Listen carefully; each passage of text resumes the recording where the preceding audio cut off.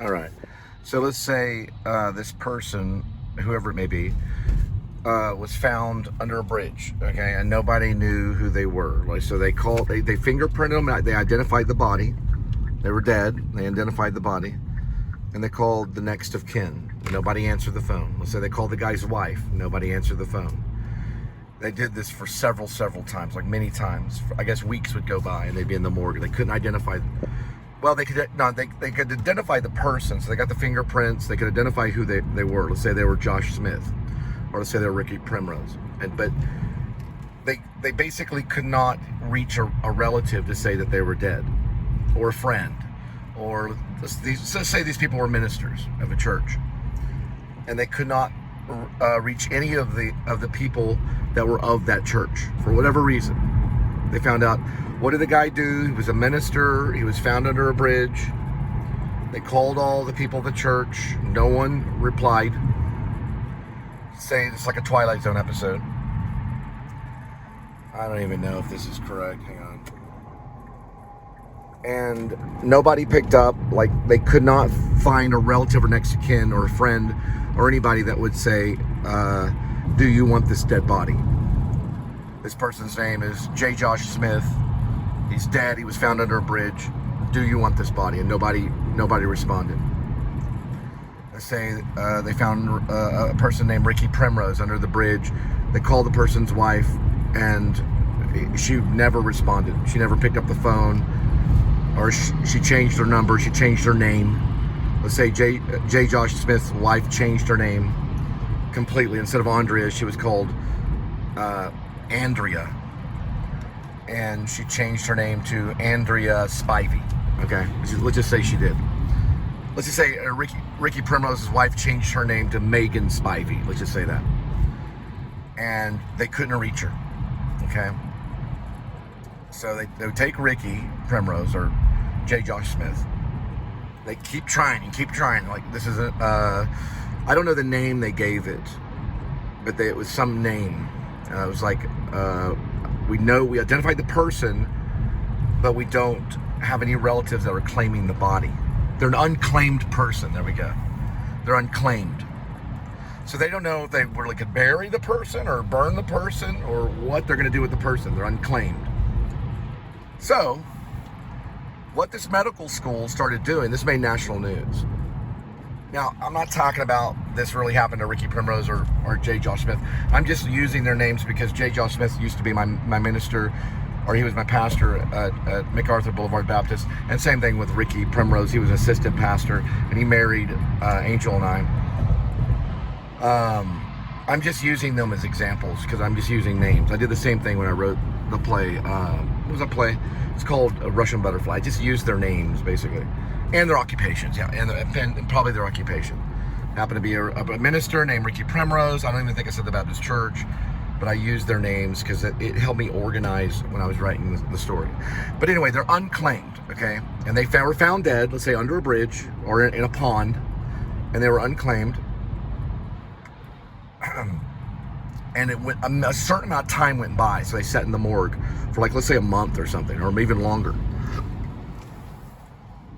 The next step that would happen was they would be contacted by a medical school. And the medical school would basically be searching for unclaimed people that are dead. So dead, unclaimed people. And then they would go into the morgue and they'd ask, do you have an unclaimed person? Yes, this person is named J. Josh Smith. He was a minister at MacArthur Boulevard Baptist, but we cannot get a hold of any of the parishioners. We cannot get a hold of any of the church body. You know, let's say it happens like 20 or 30 years from now. We can't get a hold of anybody. We can't get a hold of the mother or the father. They've obviously probably passed away because this guy's really, really old. We can't get a hold of the aunt. We can't get a hold of the cousins. We can't get a hold of the wife or ex-wife because they're not returning the call. They may have changed their name. We don't know. And this other person's name is Ricky Primrose. We can't get a hold of his wife. I think his wife was Megan, but we've heard that she possibly changed her name to Megan Spivey. And they just can't find them. They just can't find them. That's University of North Texas, right here. We used to call this the Armadillo Building up here. That's where we performed As You Like It. I would play Duke Frederick. That's right there. You can see the roof of it. We're gonna pass a bridge right here. It'll talk about UNT. I hope University of North Texas doesn't do this, but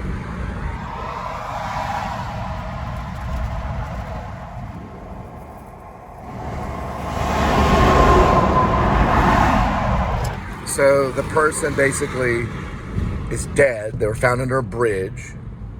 They can't get a hold of the person's wife or the man's wife. They can't get a hold of the parents because they're already dead or whatever. The grandparents are already dead. There's no cousins. There's no friends. No one. They're unclaimed. And they just sit in the morgue. But they have a history on them. They know who they were. They made the phone calls. They have proof they made the phone calls because they have the hundreds of phone calls that they made. And they've been sitting there, just sitting there. They can't bury them and they can't burn them. Not without permission. They have to be released from the morgue. So they would be known as unclaimed. But they would be dead. Now, what did this medical school do? They first reached out and asked, do you have a deceased, unclaimed person? And the mortician would say, yes, I do. And they go, what is their name? And he would say, J. Josh Smith. And then they would say, what was their occupation? And they would say they were a Baptist minister. And they said, do you have any others? And they would say, yes, we have another one that's dead. He's unclaimed. His name is Ricky Primrose. And he was also a Baptist minister or pastor or whatever of this church, MacArthur Boulevard Baptist, whatever. But we cannot get a hold of any of the followers or the flock. We cannot reach any of them. We've tried and tried and tried. We've made many phone calls, even hundreds of calls, thousands of calls, and nobody picked up. The wife didn't pick up. We know that one of the wives, or two of the wives, actually changed their last name to Spivey. One was Andrea Spivey, and the other one, which was Ricky's wife, was Megan. She changed her name to Megan Spivey. And we tried to reach Mr. Spivey, and he just won't return the call.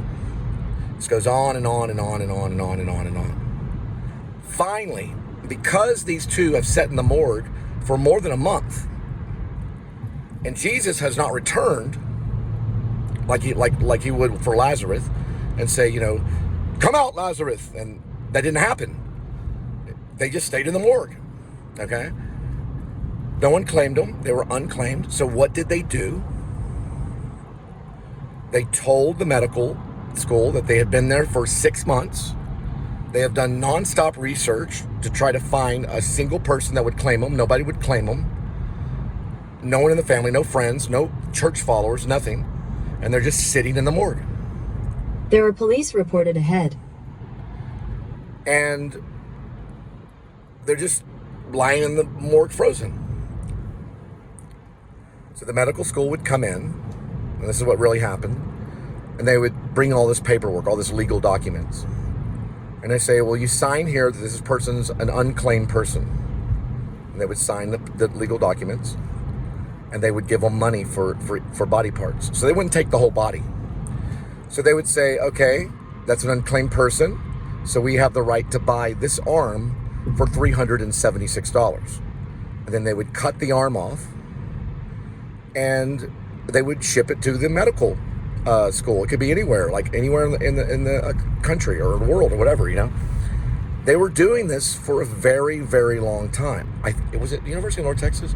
I don't know. It did make national news. It made national news. I think it may have been the University of North Texas. There are stalled vehicles ahead. I don't know for sure. Okay, but it did make national news. Now, this medical department, or this medical, I guess you could say school, was in Fort Worth. It is in Fort Worth. They're not doing it anymore, but it was in Fort Worth. And it really happened. And they were mostly, I think, black men. They were cutting them up in little pieces and selling their bodies to different medical facilities that were doing research, different medical schools and things like that. I guess for different doctors. They were unclaimed people. It's a true story. It made national news, and you can read about it.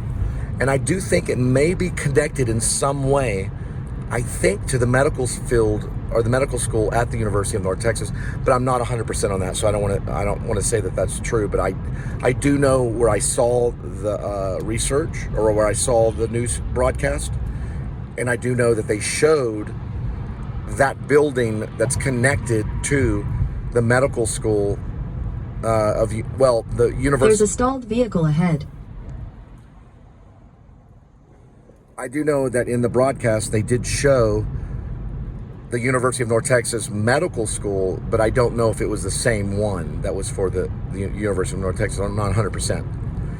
And they did do a research on it. It did make national news, but I don't know I don't know the validity, or I don't know the truth, the value of the truth of it. Like I don't know if it's completely true. So I haven't done investigation myself, but it did actually happen, and they did sell these body parts, and they were unclaimed people, usually on the street. And one black man was from Dallas.